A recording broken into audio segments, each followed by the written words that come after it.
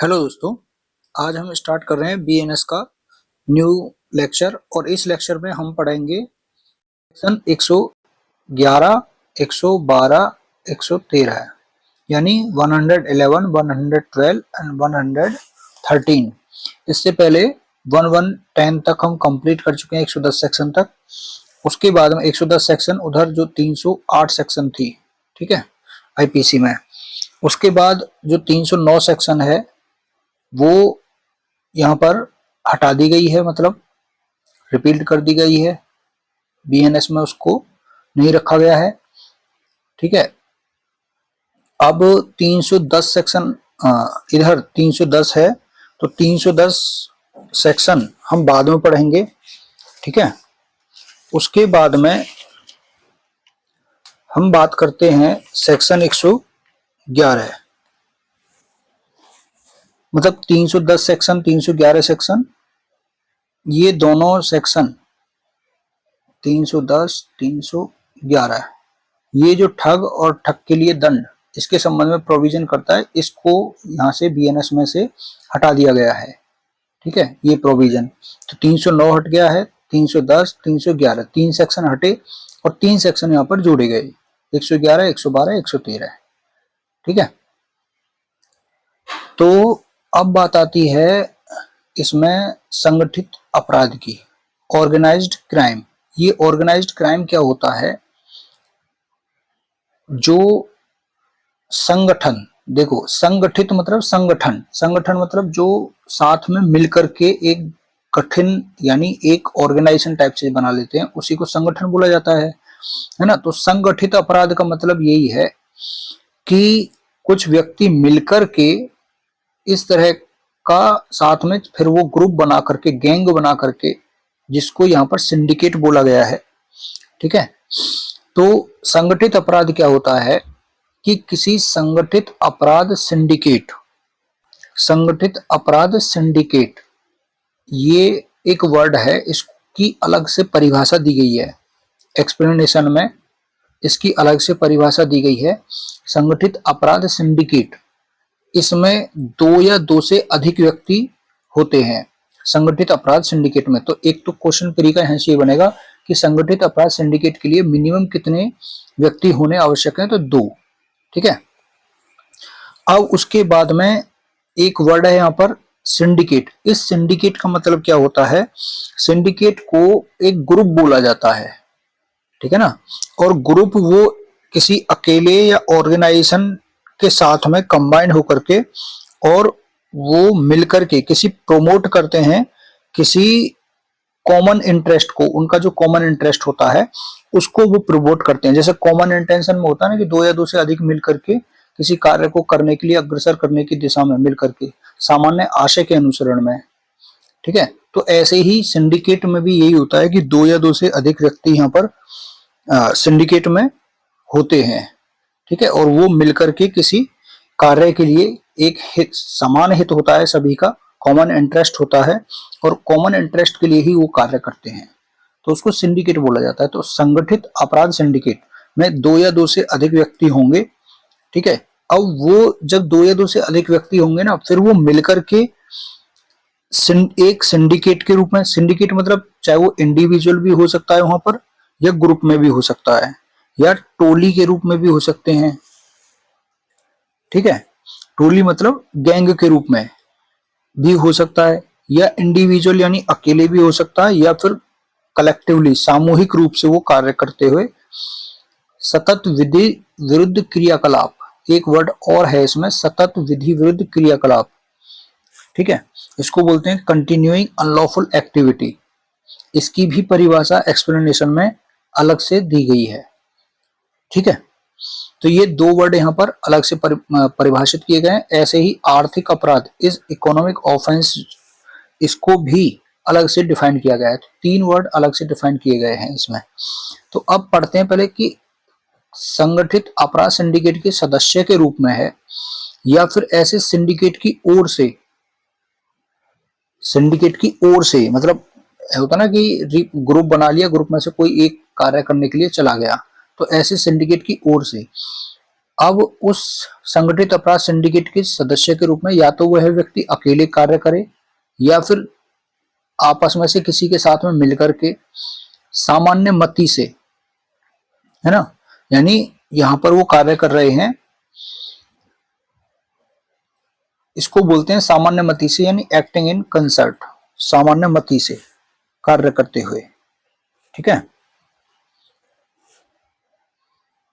तो मतलब मति बोलते हैं बुद्धि को, यानी सभी का एक ही इंटरेस्ट है। तो सामान्य मति से कार्य करते हुए किसी व्यक्ति के द्वारा या व्यक्तियों के किसी समूह द्वारा, ग्रुप द्वारा कोई सतत विधि विरुद्ध क्रियाकलाप यानी कोई कंटिन्यूइंग अनलॉफुल एक्टिविटी की जाती है। अब इस सतत विधि विरुद्ध क्रियाकलाप में यहां पर कौन कौन से आ रहे हैं? कोई सतत विधि विरुद्ध क्रियाकलाप किया जाता है, एक्टिविटी की जाती है जिसमें किडनैपिंग, यहाँ पर ये ऑफेंस आपको याद रखने हैं, किडनैपिंग हो गया, डकैती हो गई, या आपका यान चोरी हो गया, यानी इसको बोलते हैं आपका जो व्हीकल थेफ्ट होता ना, यान चोरी यानी आपके किसी भी गाड़ी वगैरह को चुरा कर ले जाना। एक्सटॉर्शन हो गया, भूमि हथियाना यानी जो लैंड ग्रैबिंग होती है ना, यहाँ पर ये दे रखे हैं। रॉबरी हो गया, व्हीकल थेफ्ट हो गया, एक्सटॉर्शन हो गया, लैंड ग्रैबिंग हो गई, और उसके बाद में संविदा पर हत्या करना यानी कॉन्ट्रैक्ट किलिंग हो गई। इकोनॉमिक ऑफेंस करना, साइबर क्राइम्स यहाँ पर। अब बाकी है ट्रैफिकिंग करना, किसकी? पर्सन्स की, ड्रग्स की, वीपन्स की। ठीक है, तो व्यक्तियों, औषधियों, हथियारों या अवैध माल या सेवाओं, तो इलिसिट गुड्स और सर्विस, इनकी ट्रैफिकिंग करना। ठीक है ना, इधर से उधर ले जाना, अवैध रूप से बेचना। फिर उसके बाद में ह्यूमन ट्रैफिकिंग फॉर प्रोस्टिट्यूशन या फिर रैंसम। ठीक है, यानी वेश्यावृत्ति या फिरौती, इसके लिए ह्यूमन ट्रैफिकिंग करना। ठीक है, बालकों को या लड़कियों को अपना खरीदना बेचना। प्रत्यक्ष या अप्रत्यक्ष रूप से तात्विक फायदा, यानी चाहे तो जिसके अंतर्गत में वित्तीय फायदा भी है। ठीक है, यानी यहां पर एक सब्सटेंशियल जो बेनिफिट है उसे प्राप्त करना। ठीक है, यानी सिंगली, चाहे तो अकेले, यहां तो ये हो गया।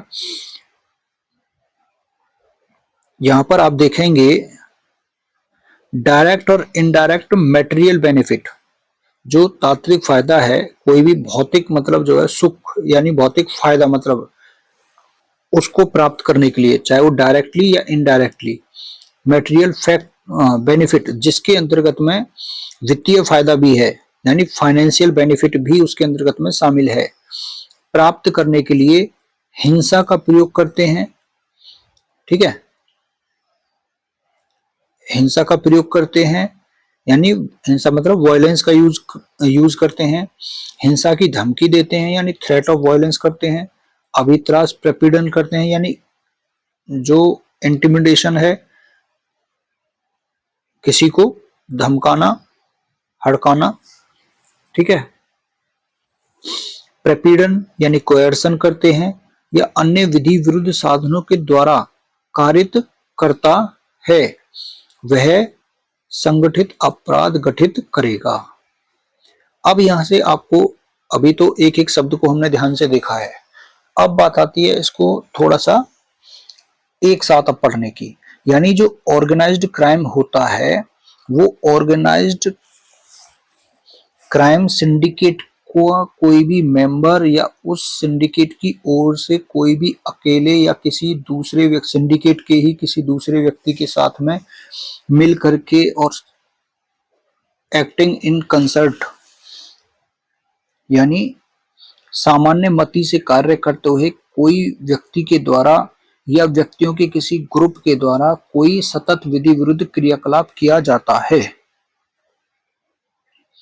अब इस सतत विधि विरुद्ध क्रियाकलाप में कौन कौन सी अपराध शामिल हैं, जैसे किडनैपिंग, डकैती, vehicle theft, extortion, land grabbing, contract killing, है ना, इकोनॉमिक ऑफेंस, साइबर ऑफेंस, व्यक्तियों, औषधियों यानी पर्सन्स, ह्यूमन का, ड्रग्स का और वेपन्स का, या इलिसिट गुड्स एंड सर्विस का ट्रैफिकिंग करना, या फिर यहाँ पर प्रोस्टिट्यूशन के लिए या रैंसम के लिए ह्यूमन ट्रैफिकिंग करना, डायरेक्ट इनडायरेक्ट तरीके से कोई भी मटेरियल बेनिफिट जिसके अंतर्गत में फाइनेंशियल बेनिफिट भी शामिल है, इसको प्राप्त करने के लिए क्या करना, हिंसा यानी वायलेंस का प्रयोग करना, वायलेंस की धमकी देना, इंटिमिडेशन करना, कोयर्सन करना या अन्य विधि विरुद्ध साधनों के द्वारा कारित करना संगठित अपराध कहलाता है।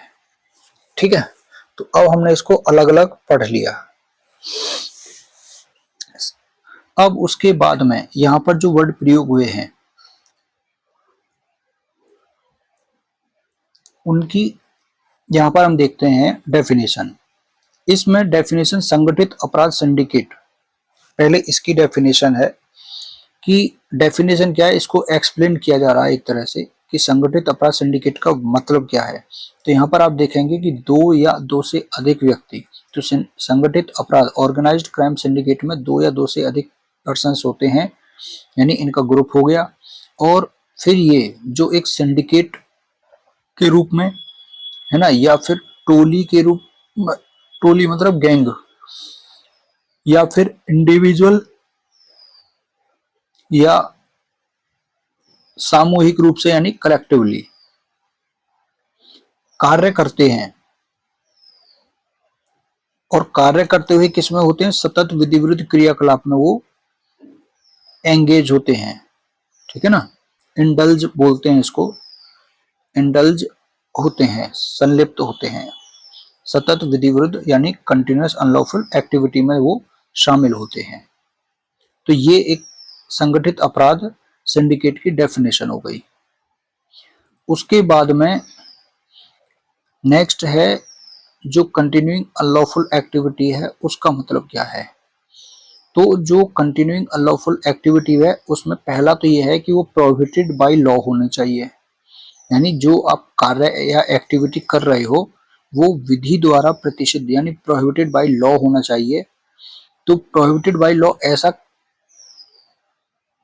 कार्य होना चाहिए, पहला मतलब इसको अलग अलग पार्ट में अगर तोड़ते हैं तो प्रोहिबिटेड बाय लॉ होना चाहिए, ऐसा कार्य जो प्रोहिबिटेड बाय लॉ हो। दूसरा, 3 या 3 से अधिक वर्ष के कारावास से दंडनीय संज्ञेय अपराध यानी कॉग्निजेबल ऑफेंस हो, जो कि पनिशेबल हो with the imprisonment of 3 years और मोर। ठीक है, दूसरी कंडीशन ये हो गई। तीसरा है कि ऐसा कार्य किसी व्यक्ति के द्वारा या तो अकेले यानी सिंगली या जॉइंटली संयुक्त रूप से किसी संगठित अपराध सिंडिकेट के सदस्य के रूप में, जिसकी डेफिनेशन हमने अभी पढ़ी है ऊपर, है ना, दो या दो से अधिक व्यक्तियों का जो समूह होता है, तो किसी संगठित अपराध सिंडिकेट के सदस्य के रूप में या ऐसे सिंडिकेट की ओर से कार्य किया गया हो। तो तीसरा पॉइंट ये हो गया अलग। चौथा, और ऐसे व्यक्तियों के संबंध में, ऐसे व्यक्ति या व्यक्तियों के संबंध में एक से अधिक चार्जशीट 10 वर्ष की पूर्ववर्ती अवधि के भीतर सक्षम न्यायालय के समक्ष दाखिल किए गए हों। फोर्थ पॉइंट ये हो गया। ठीक है ना, और पांचवा पॉइंट है और उस पर उस न्यायालय ने ऐसे अपराध का कॉग्निजेंस ले लिया है। और छठा पॉइंट हो गया कि इसमें इकोनॉमिक ऑफेंस भी शामिल है। तो इस तरीके से आप इसको तोड़ तोड़ के पढ़ेंगे तो आपको आसानी से याद हो जाएगा। तो कंटिन्यूइंग अनलॉफुल असेंबली का मतलब समझ में आया होगा कि प्रोहिबिटेड बाय लॉ होना चाहिए ऐसा कार्य, 3 या 3 से अधिक वर्ष के कारावास से दंडनीय कॉग्निजेबल ऑफेंस होना चाहिए, और किसी व्यक्ति के द्वारा उसे या तो अकेले ही या जॉइंटली और किसी संगठित अपराध सिंडिकेट के मेंबर के रूप में या फिर उस सिंडिकेट की ओर से, ठीक है ना, यानी उस मेंबर के रूप में या उस सिंडिकेट की ओर से। तो उस मेंबर और सिंडिकेट के संबंध में कितने चार्जशीट, एक से अधिक चार्जशीट 10 वर्ष के भीतर सक्षम न्यायालय के समक्ष में पेश कर दिए गए हों, ठीक है, और उस सक्षम न्यायालय ने, कॉम्पिटेंट कोर्ट ने उस अपराध का कॉग्निजेंस ले लिया है, ठीक है ना। और दूसरा ये है कि इसमें इकोनॉमिक ऑफेंस भी शामिल है। तो ये हो गया आपका कंटिन्यूइंग अनलॉफुल एक्टिविटी।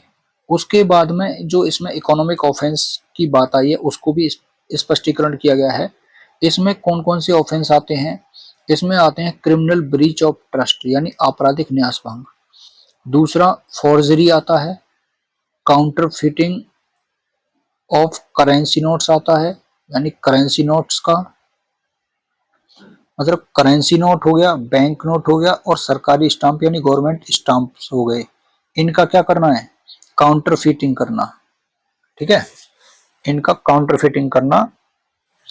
और उसके बाद में हवाला ट्रांजैक्शन, ठीक है, या फिर बड़े पैमाने पर विपणन यानी जिसको बोलते हैं मास मार्केटिंग फ्रॉड। तो बड़े पैमाने पर विपणन कपट बोलते हैं मार्केटिंग फ्रॉड करना।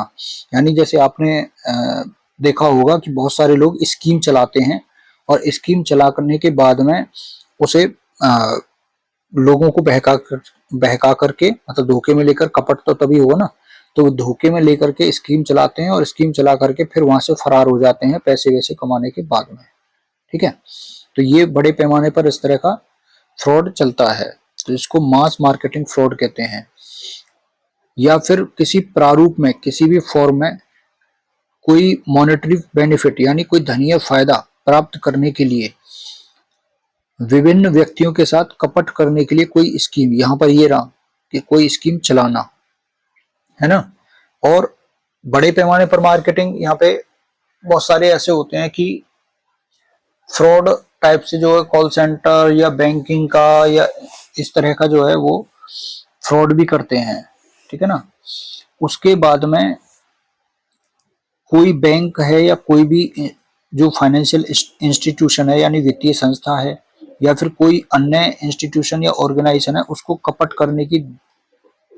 करने के इंटेंशन से मतलब किसी भी रीति में कोई कृत्य करना, ठीक है। तो ये हो गया इकोनॉमिक ऑफेंस। इकोनॉमिक ऑफेंस में आपने देखा कि इसमें क्रिमिनल ब्रीच ऑफ ट्रस्ट शामिल रहेगा, फॉर्जरी शामिल रहेगा, ठीक है ना, कूट रचना, counterfeiting of currency notes, bank notes and government staff, तीसरा ऑफेंस ये हो गया यहाँ पर। चौथा हो गया हवाला ट्रांजैक्शन, पांचवा हो गया मास मार्केटिंग फ्रॉड, और छठा अपराध इसमें हो गया running any scheme to defraud several persons, ठीक है। और नेक्स्ट अपराध हो गया doing any act in any manner with a view to defraud any bank और फाइनेंशियल इंस्टीट्यूशन, छठा ये हो गया। सातवां हो गया या फिर एनी अदर इंस्टीट्यूशन और organisation for obtaining monetary benefits in any form. तो इस तरीके से ये इकोनॉमिक ऑफेंस की डेफिनेशन है।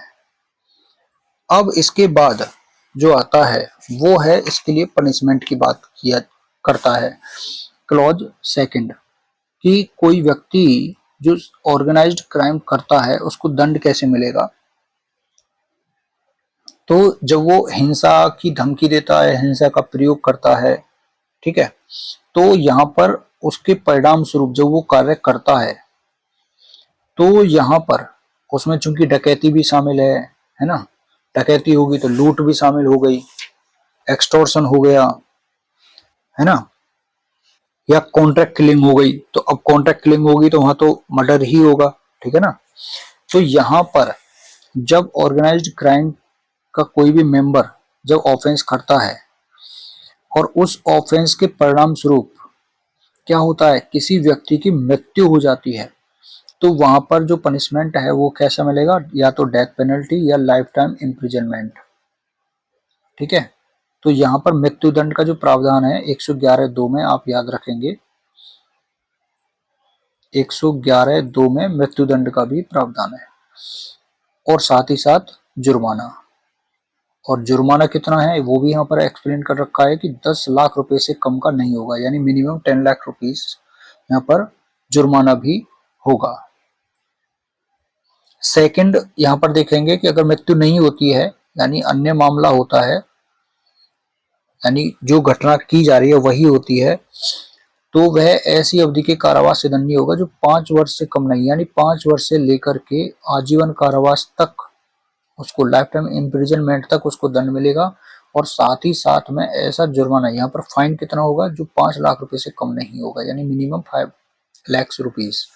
ठीक है, तो दो ही कंडीशन है, एक मृत्युदंड के मामले में डेथ के लिए, और दूसरा अदर मैटर में है।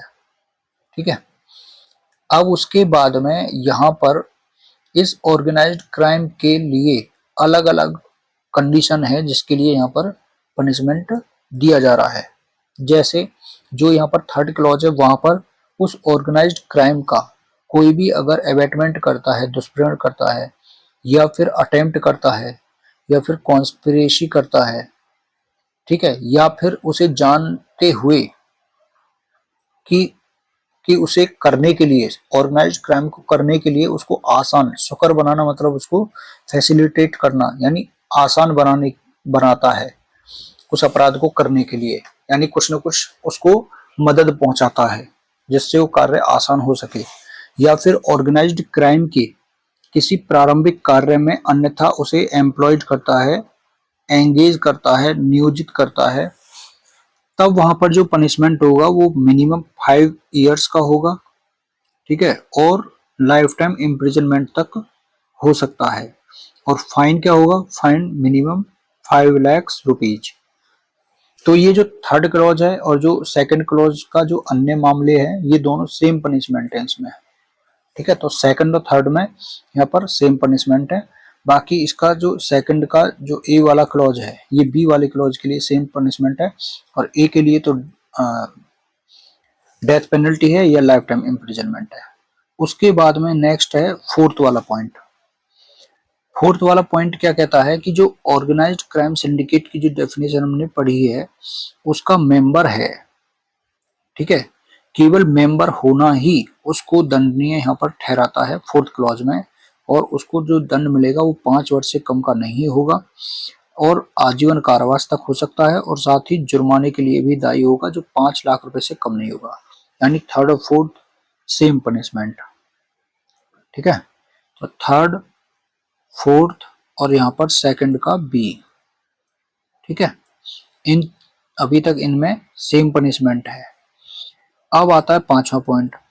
जो कोई, यानी कोई व्यक्ति है, किसी व्यक्ति को जिसने ऑर्गेनाइज्ड क्राइम किया है और उसको इंटेंशनली यानी साजिश क्या करता है, हार्बर करता है, यानी संश्रय देता है, उसको सहारा देता है, आश्रय देता है, या फिर उसको कंसील करता है यानी छिपाता है, तब उसको पनिशमेंट जो मिलेगा, तो यहाँ पर पनिशमेंट क्या है, 3 साल से कम नहीं है, लेकिन आजीवन कारावास तक है, और साथ ही साथ जुर्माना है। और जुर्माना कितना है, 5 लाख। ठीक है, जुर्माना यहाँ कितना है, 5 लाख रुपए मिनिमम। तो यहाँ पर चेंज हुआ है, यहाँ पर जो पनिशमेंट है 5वें क्लॉज में वो 3 वर्ष से लेकर के लाइफ टाइम इम्प्रिजनमेंट तक। ठीक है, और साथ ही फाइन सेम चल रहा है यहाँ पर अभी। उसके बाद में फिफ्थ के बाद में इसमें एक प्रोवाइजो है। प्रोवाइजो ये है कि इसमें पति पत्नी को, इनको हस्बैंड वाइफ नहीं यूज किया गया है वर्ड, यहाँ पर स्पाउस वर्ड प्रयोग किया गया है। तो पति पत्नी के द्वारा संश्रय देना या छिपाना वो यहाँ पर संश्रय नहीं माना जाता है। ठीक है ना, यानी अगर कोई पति करके आता है अपराध और पत्नी उसको घर में सहारा देती है तो उसको संश्रय नहीं माना जाता, या पत्नी कोई अपराध करती है, पति छिपा देता है। ठीक है,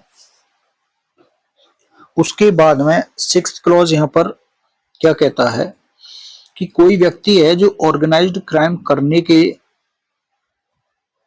मतलब ऑर्गेनाइज्ड क्राइम करने से या इस ऑर्गेनाइज्ड क्राइम करने से जो भी उसको प्राप्त होते हैं, जैसे धन संपत्ति, कुछ भी माल वगैरह जो प्राप्त होता है, ठीक है, और उस माल पर क्या करता है कोई व्यक्ति, कब्जा करता है, ठीक है, उसको अपने पास में रखता है संपत्ति को, तो कब्जा करता है, पजेसेस करता है एनी प्रॉपर्टी जो डिराइव की गई हो, ठीक है ना, जो डिराइव की गई हो या ऑब्टेन की गई हो, यानी प्राप्त की गई हो, या उससे व्युत्पन्न यानी उत्पन्न की गई हो, किससे, from the commission of an organised crime या proceeds of any organised crime, ठीक है। तब यहां पर या फिर एक्वायर्ड की गई हो, acquired through the organised crime, तो कितना हो गया, ड्राइव्ड या obtain from the commission of an organised crime, दूसरा proceeds of an organised crime, और तीसरा acquired through the organised crime, यानी संगठित अपराध किए जाने से या किसी संगठित अपराध के आगमों से व्युत्पन्न या अभिप्राप्त हो, या संगठित अपराध के माध्यम से अर्जित की गई हो संपत्ति, उस पर क्या करता है, कब्जा करता है, तो वहां पर उसको पनिशमेंट मिलेगा मिनिमम 3 इयर्स का और मैक्सिमम लाइफ टाइम इम्प्रिजनमेंट तक। और यहाँ पर फाइन क्या होगा, फाइन होगा यहाँ पर 2 लाख रुपए मिनिमम, ठीक है। तो 5वां और 6ठा, ये 5th और 6th क्लॉज में 3 वर्ष से लेकर के लाइफ टाइम इम्प्रिजनमेंट तक है। तो हमने देखा कि 2 का क्लॉज बी, 3rd और 4th, इनमें आप देखेंगे तो वहां 5 साल से लेकर आजीवन कारावास तक है और 5 लाख फाइन है। और 5th क्लॉज और 6th क्लॉज, इसमें 3 वर्ष तक का कारावास है, 3 वर्ष से लेकर के आजीवन कारावास तक, ठीक है। फाइन चेंज है, फाइन ऊपर आपने देखा होगा कि वहां पर तो 5 लाख रुपए है 5th क्लॉज में, और 6th क्लॉज में कितना है, 2 लाख रुपए। उसके बाद में 7 है, यदि ऑर्गेनाइज्ड क्राइम सिंडिकेट के सदस्य की ओर से कोई व्यक्ति या किसी भी समय ऐसी कोई मूवेबल या इमूवेबल प्रॉपर्टी को कब्जे में रखता है,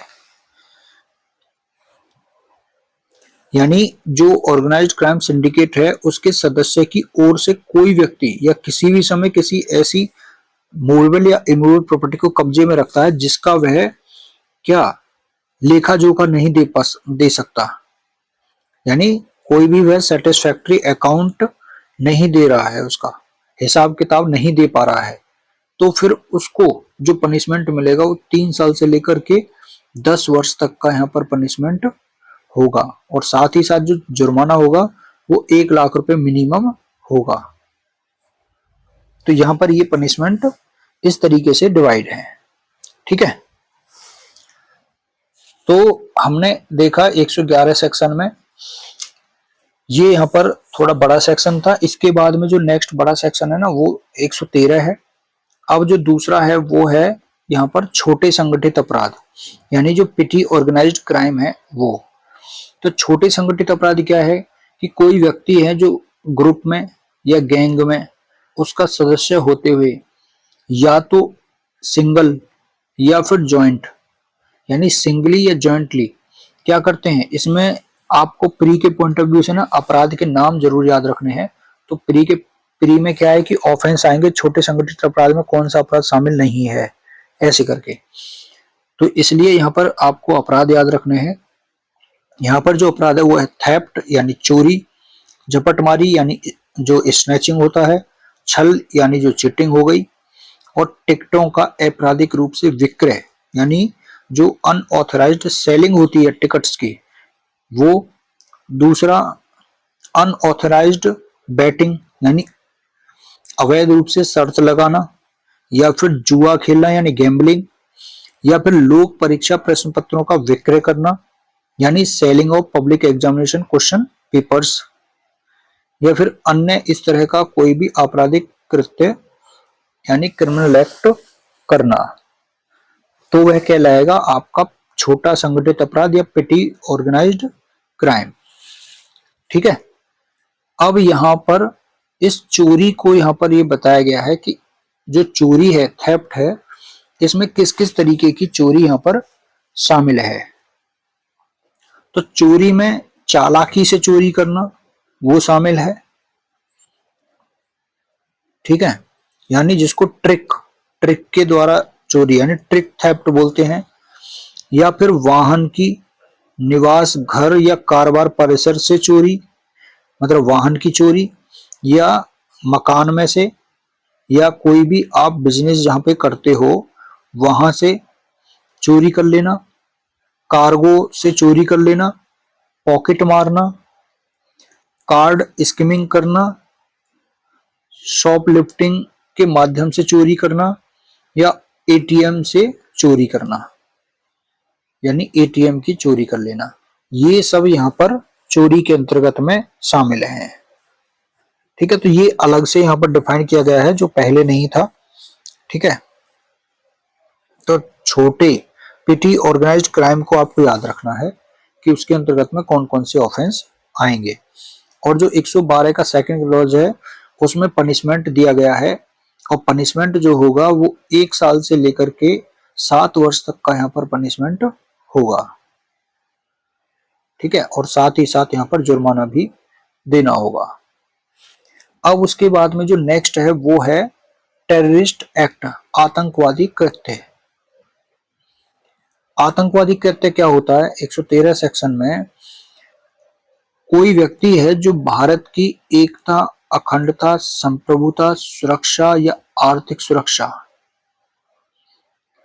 यानी इसको हम कह सकते हैं यूनिटी भारत की, इंटीग्रिटी, सॉवरेनिटी, सिक्योरिटी और इकोनॉमिक सिक्योरिटी, ठीक है, या भारत में या विदेश में जनता या जनता का कोई भी वर्ग उसमें आतंक फैलाने, यानी स्ट्राइक टेरर, आतंक फैलाने या आतंक फैलाने की संभावना के आशय से, ठीक है ना, with the intent to strike terror और likely to strike terror in the people या any section of the people in India या फिर इन एनी फॉरेन कंट्री। तो इसमें 3-4 चीजें आ गई, भारत की एकता, अखंडता और संप्रभुता, सुरक्षा या आर्थिक सुरक्षा, या भारत में या विदेश में जनता या जनता के किसी वर्ग में आतंक फैलाने या आतंक फैलाने की संभावना के आशय से। अब कार्य यहां पर दिए गए हैं, आप यहां पर देखेंगे कि जो इसका पहला वाला क्लॉज है, ए वाला, ये बात करता है एक्ट की, कि इस आशय से जो ऊपर दिया हुआ है उस आशय से क्या किया जा रहा है, कार्य किया जा रहा है। फिर यहाँ पर फर्स्ट और सेकंड क्लॉज बात करते हैं उस कार्य से जो इफेक्ट आएगा उसके बारे में। ठीक है, फर्स्ट, सेकंड, थर्ड, फोर्थ और फिफ्थ पॉइंट, ये पांचों क्या है, इफेक्ट के बारे में बात कर रहे हैं। ऐसे ही फिर आप देखेंगे कि यहाँ पर जो सेकंड पॉइंट है, बी क्लॉज, वो भी यहाँ पर किसकी बात कर रहा है, एक्ट की बात कर रहा है। और जो सी पॉइंट है वो भी एक्ट की बात कर रहा है। ठीक है, और फिर यहां से एक्सप्लेनेशन है और एक्सप्लेनेशन के बाद में फिर पनिशमेंट है। ठीक है, तो हमको यहां पर देखना है कि जो फर्स्ट क्लॉज है उसमें किस किस तरीके से 3 पॉइंट वहां पर दे रखे हैं, ए बी सी, और ए बी सी 3 पॉइंट में से जो ए बी सी है वो तो तीनों कार्य के बारे में बात करते हैं कि आतंकवादी कृत्य में कौन कौन से कार्य आएंगे, और ए के जो 5 पॉइंट हैं उसमें उस कार्य से इफेक्ट अगर ये वाले प्राप्त होते हैं उनकी बात करता है कि कौन कौन से इफेक्ट उससे मिल रहे हैं, फिर वो टेररिस्ट एक्ट कहलाएगा। ठीक है, और एक्सप्लेनेशन में उसके संबंध में कुछ डेफिनेशन दे रखी है, उनको एक्सप्लेन कर रखा है कुछ शब्दों को। फिर सेकंड और थर्ड क्लॉज, जो सेकंड क्लॉज है 113, सेकंड और थर्ड, यहां से आपको क्या दे रखा है, पनिशमेंट दे रखे हैं, second, third, fourth, fifth, six, seventh, ऐसे करके उसमें पनिशमेंट की बात की गई है। ठीक है, तो ये आपको थोड़ा आसान हो जाएगा समझाने के लिए। तो जो बात आई थी ऊपर कि वो कौन कौन सा कार्य करता है भारत की एकता, संप्रभुता, अखंडता, सुरक्षा को या आर्थिक सुरक्षा को ध्यान में रखते हुए भारत में या विदेश में आतंक फैलाने या आतंक फैलाने की संभावना के आशय से। तो इसमें फर्स्ट में इंटेंशन के, जो फर्स्ट है इसमें इंटेंशन भी है, ठीक है ना, एक तरह से इंटेंशन से कार्य किया जा रहा है। अब कार्य क्या है, कार्य पहला है बम, डायनामाइट, यानी बॉम्ब हो गया, डायनामाइट या अन्य कोई भी एक्सप्लोसिव आपका सब्सटेंस है, या कोई भी आपका इनफ्लेमेबल सब्सटेंस है, ज्वलनशील पदार्थ है, या फिर कोई भी आपका फायर आर्म्स है, अग्नायुध यानी बंदूक है ना, बंदूक वगैरह है उससे, राइफल वगैरह, या अन्य कोई भी घातक, प्राणहर का मतलब होता है घातक, लेथल, अन्य कोई भी लेथल वेपन्स, या पॉइजनस, या अपायकर मतलब बहुत ही जो नॉक्सियस होता है, हानिकारक जो होता है गैस, उनका, केमिकल का, या कोई भी ऐसी यहां पर कोई भी पदार्थ परिसंकट में प्रकृति के किसी अन्य पदार्थ का, है ना, जो परिसंकट में प्रकृति के पदार्थ बोलते हैं जो हैजार्डस नेचर का होता है उसका। अब वो ऐसा जो पदार्थ है वो चाहे आपका बायोलॉजिकल हो, रेडियो एक्टिव हो, जैविक हो, रेडियो एक्टिव हो, या फिर वो न्यूक्लियर हो, या अन्य किसी भी प्रकार का हो, या फिर किसी भी प्रकृति के, किसी भी नेचर के किसी अन्य साधन का उपयोग करके कोई ऐसा कार्य करता है, तो ये हो गया एक्ट, ऐसा कार्य करता है। यानी बम, डायनामाइट या अन्य एक्सप्लोसिव जो सब्सटेंस है उससे, या कोई भी इनफ्लेमेबल पदार्थ है, या फायर आर्म्स है, या अन्य लेथल वेपन्स है, या पॉइजनस या नॉक्सियस गैसेस, या अन्य केमिकल या हैजार्डस नेचर का कोई भी अन्य पदार्थ, चाहे वे बायोलॉजिकल, रेडियो एक्टिव या न्यूक्लियर हो, या फिर किसी भी अन्य नेचर का कोई भी अन्य साधन का उपयोग करके वो ऐसा कार्य करता है। उस कार्य से क्या होता है, अब यहाँ पे इफेक्ट देखेंगे कि किसी व्यक्ति की या व्यक्तियों की मृत्यु हो जाती है, या फिर उन्हें इंजरी होने हो जाती है या होने की पॉसिबिलिटी हो जाती है, या प्रॉपर्टी का लॉस। तो पहले यहाँ पे व्यक्ति की बात आई है तो व्यक्ति को हानि, फिर यहाँ पे प्रॉपर्टी को हानि यानी संपत्ति को हानि, है ना, संपत्ति का नुकसान या उसका विनाश होता है, डिस्ट्रक्शन होता है, या ऐसा होने की संभावना होती है, पॉसिबिलिटी है। तीसरा है सर्विसेज या सप्लाई में क्या होता है, डिसरप्शन होता है, विघ्न पैदा होता है। तो भारत में या किसी विदेश में किसी समुदाय के जीवन के लिए जो अनिवार्य चीजें हैं, है ना, यानी कोई भी सप्लाई वगैरह है या सर्विसेज है, उसमें क्या होता है, डिसरप्शन होता है, विघ्न पैदा होता है या होने की संभावना है। तीसरा ये हो गया सप्लाई और सर्विसेज में डिसरप्शन। फोर्थ है करेंसी, कॉइन्स इंसुलेटेड, यानी सिक्के हो गए, ठीक है,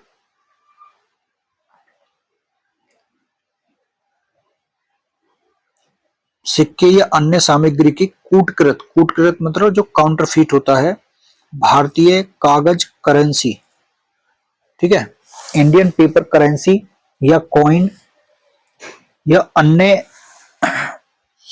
मटेरियल, अन्य मटेरियल की इसके निर्माण, ठीक है, इसके निर्माण या उसकी तस्करी, है ना, जो तस्करी की जाती है जिसको स्मगलिंग बोलते हैं, उसका प्रोडक्शन या उसकी स्मगलिंग या उसके सर्कुलेशन, परिचालन के माध्यम से भारत की आर्थिक स्थिरता को, यानी जो मॉनेटरी स्टेबिलिटी है उसको क्या पहुंचा रहा है, नुकसान पहुंचाता है या उसको नुकसान होने की संभावना है, ठीक है। उसके बाद में यहां पर जो नेक्स्ट है वो है भारत की प्रतिरक्षा,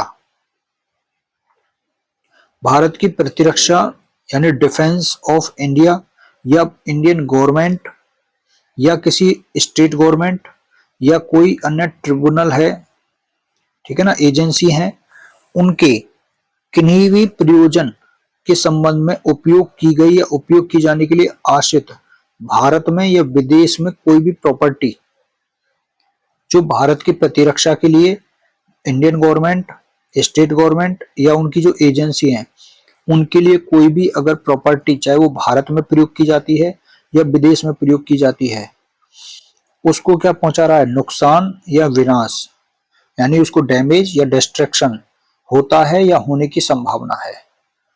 उसके बाद में तो ये हो गए 5 इफेक्ट उसके, ठीक है। अब उसके बाद में जो सेकंड पॉइंट है इसका बी, 3 पॉइंट थे ना ए बी सी, अब बी पॉइंट है, यहां पर भी एक्ट की बात की गई है कि किसी लोक कृत्यकारी को आपराधिक बल के द्वारा या आपराधिक बल का प्रदर्शन करके आतंकित करता है, ठीक है, यानी overawes by means of criminal force और the show of criminal force, या ऐसा करने का प्रयत्न करता है या अटेम्प्ट्स टू डू सो, या फिर किसी लोक कृत्यकारी की मृत्यु कारित करता है, या फिर कॉज डेथ करता है और ऑफ एनी पब्लिक फंक्शनरी, ठीक है ना, किसी लोक कृत्यकारी की मृत्यु करता है, यानी एक तरह से कोई लोक सेवक है और लोक सेवक को क्या करता है, वो लोक के कार्य के लिए लगने वाला व्यक्ति, उसको लोक कृत्यकारी बोलते हैं, ठीक है ना, या फिर किसी लोक कृत्यकारी की मृत्यु कारित करने का प्रयत्न करता है। उसके बाद में तीसरा है इसमें, किसी व्यक्ति को डिटेंड करता है या उसका एब्डक्शन, किडनैपिंग या एब्डक्शन करता है, या फिर ऐसे व्यक्ति को मारने के लिए या उसको इंजरी पहुंचाने की क्या करता है, थ्रेट देता है, या इंडियन गवर्नमेंट या फिर किसी स्टेट की गवर्नमेंट या फिर किसी फॉरेन गवर्नमेंट या फिर किसी इंटरनेशनल या इंटर गवर्नमेंट ऑर्गेनाइजेशन है या फिर कोई व्यक्ति है, इनको क्या करता है, इनको कोई कार्य करने या ना करने के लिए बाध्य करता है, यानी कंपाइल्ड करता है, और कंपाइल करने के हेतु कोई अन्य कार्य करता है, तो वह टेररिस्ट एक्ट कहलाता है, ठीक है। अब इसके बाद में ये तो हो गए डेफिनेशन। अब इसमें जो एक्सप्लेनेशन है, उस एक्सप्लेनेशन में एक जो लोक कृत्यकारी कार्य की बात की गई थी, यानी जो पब्लिक फंक्शनरी की बात की गई थी, उसमें संवैधानिक प्राधिकारी यानी एक कॉन्स्टिट्यूशनल जो अथॉरिटी है वह या सेंट्रल गवर्नमेंट के द्वारा गजट में जो पब्लिक फंक्शनरी के रूप में अधिसूचित कोई अन्य फंक्शनरी यानी अदर फंक्शनरी शामिल है, ठीक है। इसका मतलब बेसिकली यही होता है कि संविधान के अधीन कोई ऐसा व्यक्ति जिसको अपॉइंट किया गया है लोक के कार्य के लिए, ठीक है ना, या सेंट्रल गवर्नमेंट ने या स्टेट गवर्नमेंट ने कोई व्यक्ति या व्यक्तियों के समूह को लोक कार्य के लिए नियुक्त किया है, ठीक है। उसके बाद में नेक्स्ट है काउंटरफीट इंडियन करेंसी यानी कूटकृत भारतीय करेंसी। इसका मतलब क्या है, ऐसी काउंटरफीट करेंसी जो किसी ऑथराइज्ड या नोटिफाइड न्याय संबंधी प्राधिकारी, है ना, यानी जो यहां पर न्याय संबंधी प्राधिकारी के द्वारा यह परीक्षा करने के बाद कि ऐसी करेंसी भारतीय करेंसी के मुख्य सुरक्षा विशेषताओं की अनुकृति है ना, यानी ये जो करेंसी है वो अनुकृति बोलते हैं, इमिटेशन, जैसे उसमें हम पढ़ते ना काउंटरफीट की डेफिनेशन में, तो इमिटेशन को हम अनुकृति बोलते हैं, नकल, एक बिल्कुल सेम टू सेम नकल हो जाना, उसकी अनुकृति है ना, या उसके अनुरूप है और उस रूप में घोषित की जाती है। तो काउंटरफीट इंडियन करेंसी का मतलब है कि ऐसी काउंटरफीट करेंसी जो डिक्लेयर्ड की गई हो आफ्टर एग्जामिनेशन, परीक्षा के बाद, और परीक्षा किसने की हो उसकी, जो किसी ऑथराइज्ड या नोटिफाइड फोरेंसिक अथॉरिटी है उसके द्वारा, और ऐसी करेंसी जो कि उसकी नकल है, इमिटेट्स है, या compromise with the key security features यानी मुख्य सुरक्षा विशेषताओं के साथ में उसकी वो क्या है, मुख्य सुरक्षा विशेषताओं की वो क्या है, अनुकृति है या उसके अनुरूप है, किसके, इंडियन करेंसी के। तो बेसिकली ये वही हो गया कि जाली नोट बनाना, ठीक है ना, मशीन से अपना इंडियन करेंसी के नोट बनाना, वो कूटकृत भारतीय करेंसी या काउंटरफिट इंडियन करेंसी कहलाता है। अब बात आती है यहां पर पनिशमेंट की, सेकंड क्लॉज से।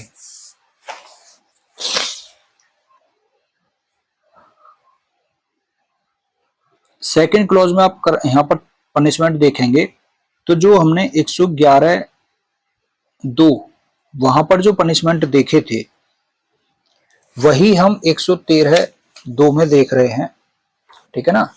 तो 113(2) में भी पनिशमेंट देखेंगे तो वहां पर भी ए वाले पॉइंट में यही पनिशमेंट था कि कोई ऐसे अपराध के परिणाम स्वरूप किसी व्यक्ति की मृत्यु हो जाती है तो उसको लाइफ टाइम इम्प्रिजनमेंट या फिर डेथ पेनल्टी से दंडित किया जाएगा और साथ ही साथ जुर्माने से भी।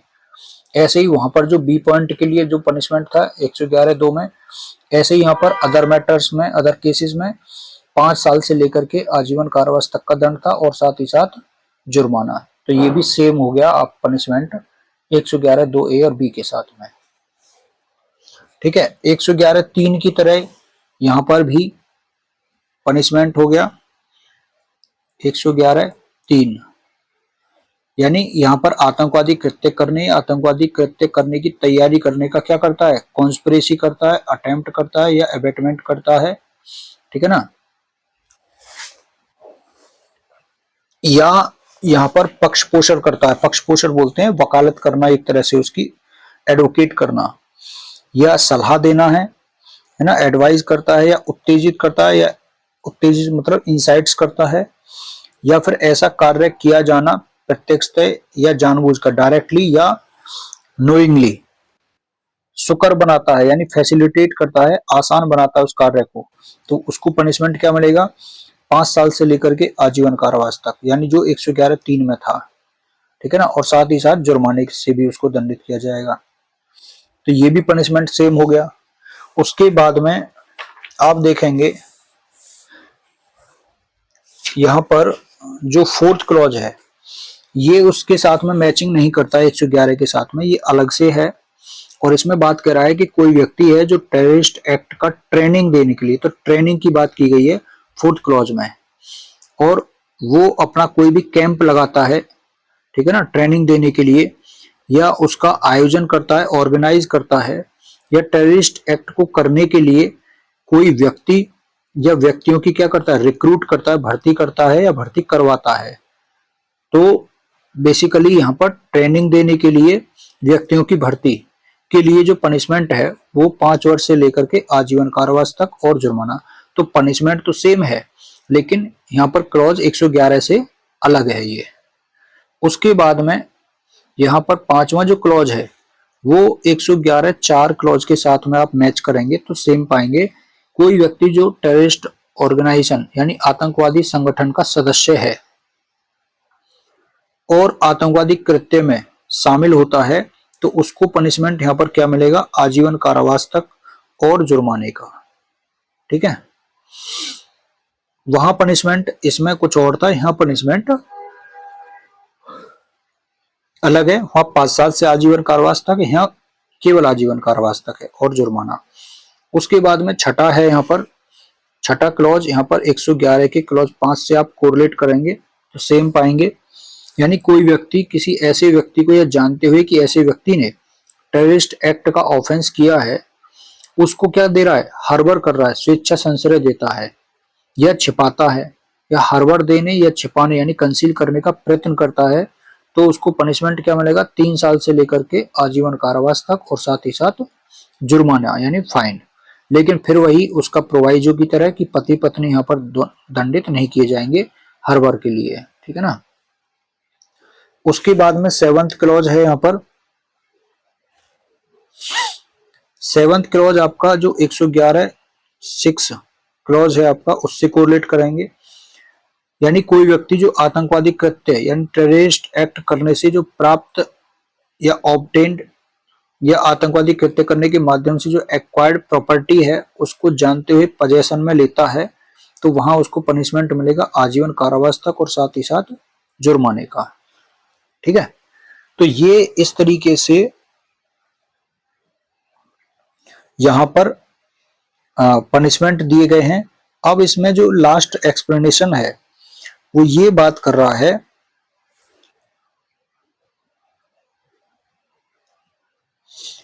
कि जो आतंकवादी कृत्य है उस आतंकवादी कृत्य के लिए किसी व्यक्ति के विरुद्ध मामला वहां पर रजिस्टर्ड किया जाए या नहीं किया जाए, इसके लिए एसपी की पंक्ति से अन्यून पंक्ति का अधिकारी, यानी एसपी या एसपी से ऊपर का जो अधिकारी है वो यहां पर क्या करेगा, डिक्लेयर्ड करेगा। ठीक है ना, डिसाइड करेगा कि क्या यहां मामला टेररिस्ट एक्ट का बनता है या नहीं बनता है, पंजीकृत यहां पर रजिस्टर्ड किया जाए या नहीं किया जाए। ठीक है ना, इस धारा के अधीन या फिर जो विधि विरुद्ध क्रियाकलाप निवारण अधिनियम 1967 है, एक्ट आपका जो अनलॉफुल एक्टिविटी प्रिवेंशन एक्ट 1967 है, उसके अधीन मामला दर्ज किया जाए या नहीं किया जाए, इसके लिए ऐसा ऑफिसर जो not below the rank of superintendent of the police, यानी जो एसपी की पंक्ति से नीचे का नहीं है, वह ऐसा अधिकारी ये डिसाइड करेगा कि मामला दर्ज किया जाए या नहीं किया जाए। ठीक है, तो इस तरीके से आपका ये 111, 112, 113 ये बड़ी सेक्शन थी। ठीक है, तो ये कवर हो गई। इसमें आपको कुछ फैक्ट थे बस वही याद रखने हैं, पनिशमेंट है। अब यहां से चीजें आसान है थोड़ी। ठीक है ना, तो यहां से अब तेजी से चलेंगे, ज्यादा इसमें रटने वाली है ऐसी, मतलब यहाँ से सीधे याद करने वाली चीजें हैं, ज्यादा टिपिकल चीज नहीं है। तो यहाँ से 146 तक ये जल्दी हो जाएगा। ठीक है ना, तो देखेंगे एक दो वीडियो में 146 तक अगर हो जाएगा तो फिर उसके बाद तो बहुत तेजी से प्री के पॉइंट ऑफ व्यू से सेक्शन आएंगी चैप्टर 17 तक। ठीक है, तो फिर वो जल्दी ही हो जाएगा कवर। तो आज के लिए इतना ही। Thank you so much.